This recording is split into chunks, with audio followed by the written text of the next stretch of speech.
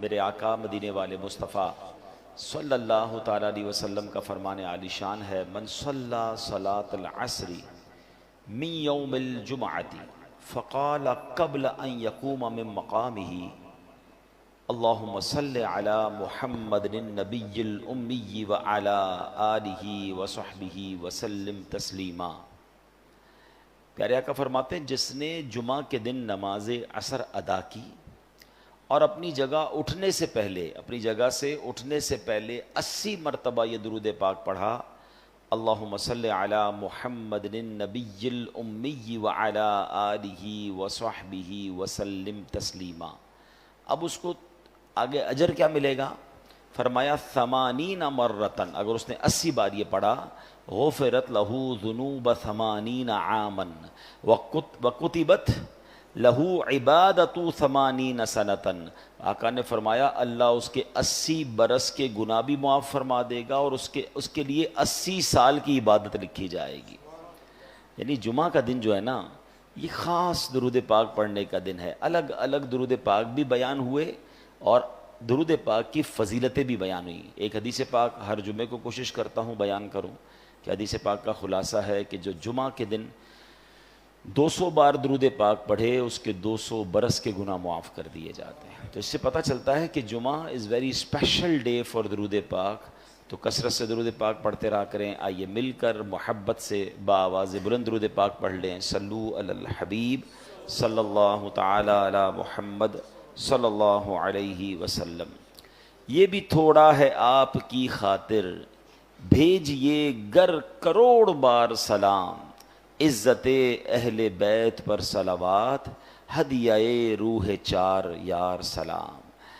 پیارے اسلامی بھائیو، جمعہ کے دن ہم کوشش کرتے ہیں ہمارے بیان میں قرآن کی باتیں سمجھتے ہیں، کچھ آیتوں کو سمجھتے ہیں، کچھ احکام قرآن سمجھتے ہیں، اور قرآن کا ایک ایک حرف، ایک ایک لفظ، ایک ایک آیت کمال ہے۔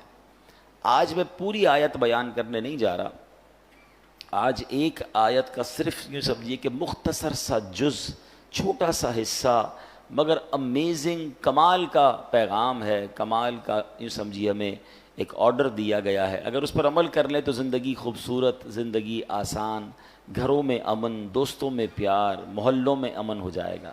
ایسا کیا ہے 2-3 الفاظ کے اندر اتنی کمال کی بات فرما دی گئی۔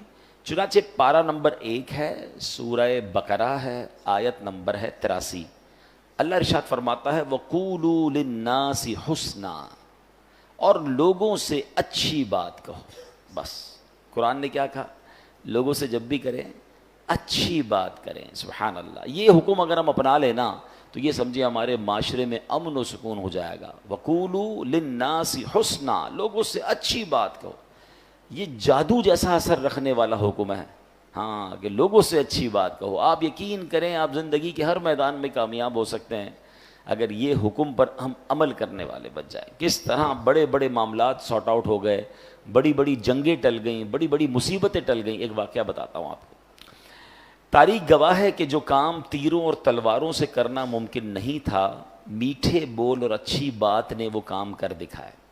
تاتاری قوم، یہ ایک ایسی قوم تھی، بڑی ظالم قوم، اس نے دنیا پر بہت ظلم و ستم بہائے، اس نے خون کی ندیاں بہائیں، درجنوں بار ان کے ساتھ جنگیں لڑی گئیں، مگر اس قوم کو ہرا نہیں پاتے تھے لوگ۔ وہ قتل و غارت گری کرتے چلے جاتے اور ملک کے ملک تباہ و برباد کرتے چلے جاتے تھے۔ اب کیا ہوا کہ خراسان کے ایک بزرگ تھے، انہیں خواب میں حکم ملا کہ جاؤ اور جا کر تاتاری قوم کو اسلام کی دعوت دینی ہے۔ وہ قوم جو ایسی جنگجو ہے، لڑنے کے لیے تیار ہے۔ وہ بتایا جاتا تھا کہ ہلاکو خان اور یہ لوگ جو لوگ تھے یہ کھوپڑیوں کے مینار بنایا کرتے تھے۔ تو جب ہلاکو خان کا بیٹا تھا تگودار خان، اس کی حکومت تھی، وہ بزرگ رحمۃ اللہ تعالی علیہ سامان باندھا انہوں نے اور اس کے پاس پہنچ گئے۔ اب اللہ والے تھے، چہرے پہ داڑھی بھی تھی، سنتوں بھرا لباس بھی تھا، ایک مذہبی حلیہ بھی تھا۔ جب آپ اس کے سامنے گئے اسلام کی دعوت دینے تو تگودار خان کو ایک جو ہے وہ شرارت سوجی۔ وہ کہتا ہے مولانا صاحب آپ مجھے اسلام کی دعوت دینے آئیں، پہلے یہ تو بتائیں تمہاری داڑھی کے بال اچھے ہیں یا میرے کتے کی دم اچھی ہے؟ اب کیسا غصہ دلانے والا جملہ تھا، کتنا دل توڑنے والا جملہ تھا، کتنا بدتمیزی والا جملہ تھا، مگر اللہ والے تھے نا، اسلام کی بات کرنے گئے تھے، قرآن کے احکام پتہ تھے کہ بات اچھی کرنی ہے، کیا کمال کا جواب دیا، کہا دیکھو میں اپنے اللہ کا ماننے والا ہوں، اللہ کا بندہ ہوں، اگر تو میں اس کا فرما بردار ہوں تو میں اچھا ہوں، ورنہ پھر تمہارے کتے کی دم اچھی ہے۔ اگر اللہ ہی مجھ سے ناراض ہے، میں اس کی فرما برداری کر نہیں رہا، تو پھر تو مجھ سے کتا ہی اچھا ہے، کیونکہ کم از کم تمہارا وفادار تو ہے نا۔ میں اپنے رب کا ہی اگر وفادار نہیں تو پھر تو مجھ سے اچھا کتا ہو گیا۔ اب ایک اتنی بڑی مذہبی شخصیت سے، ایسے مذہبی حلیے والے سے ایسا جواب سنا، بدتمیزی کے مقابلے میں رپلائی کیا ملا؟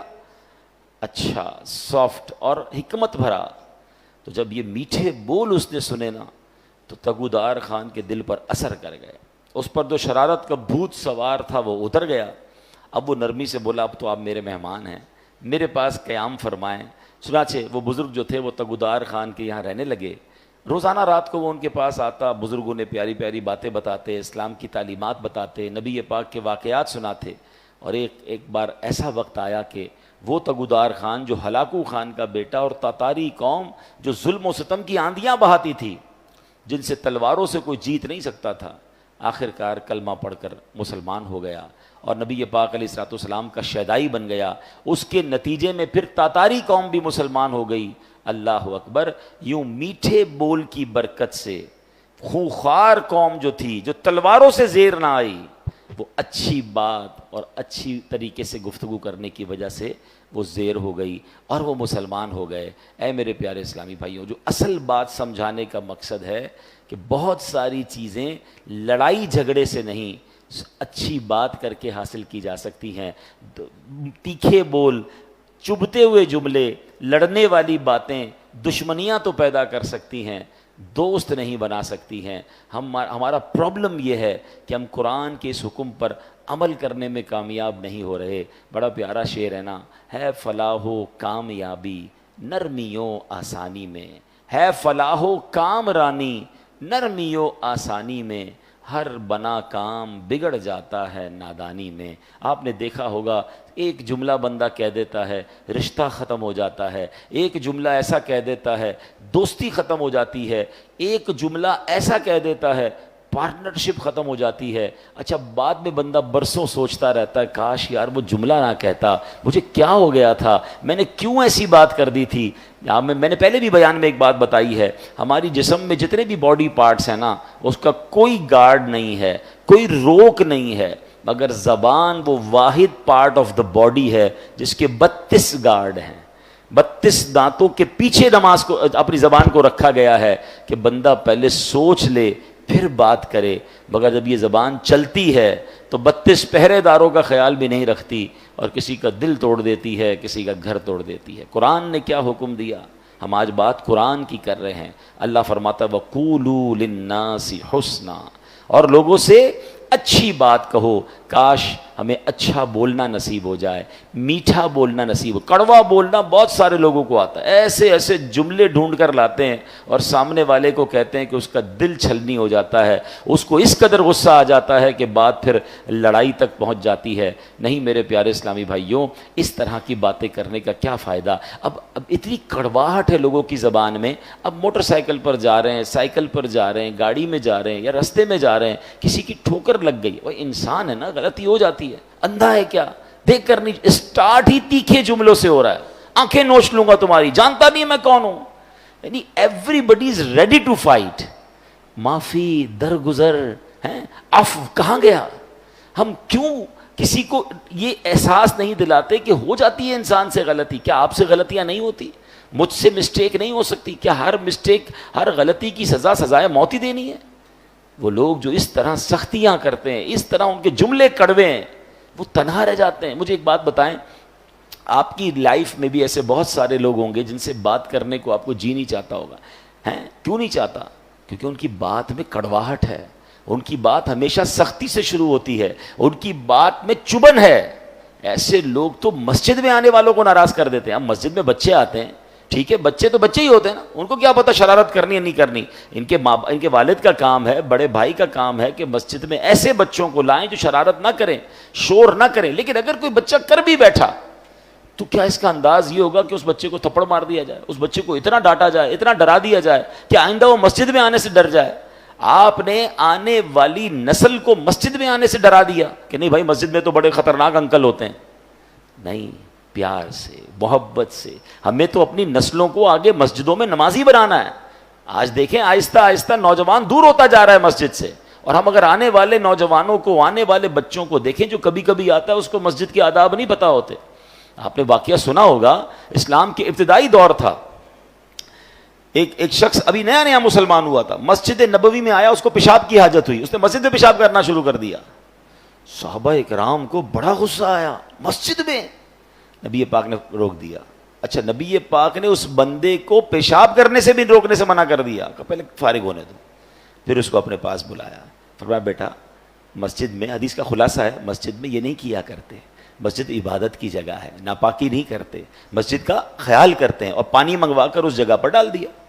اب آپ غور کریں، ہمارے یہاں اگر کوئی دیکھیں، ایک تو اللہ نہ کرے جانتے بوجھتے کوئی مسجد کی پامالی کر رہا ہے، جانتے بوجھتے مسجد کی گستاخی کر رہا ہے، وہ الگ چیز ہے. نیا مسلمان ہوا ہے، اس کو پتہ ہی کچھ نہیں ہے. اللہ اکبر. بلکہ علماء کہتے ہیں جو نبی پاک نے اس کو پیشاب کے دوران نہیں روکا، اس کی بھی حکمت یہ بیان ہوئی کہ اگر کسی بندے کو حاجت ہے اس کو آپ بیچ میں روکیں گے اس کو تکلیف ہو جائے گی. کیا مذہب ہے ہمارا، کتنی ریلیکسیشنز ہے. اور یہاں تو مارنے کے لیے تیار، ایوری بڈی، کسی کا سر پھاڑ دوں، کسی کا پیر توڑ دوں. نہیں میرے پیارے اسلام پہ، لوگوں سے نرمی سے بات کریں، اچھی بات کریں، یہ میرے اسلام کی تعلیم ہے.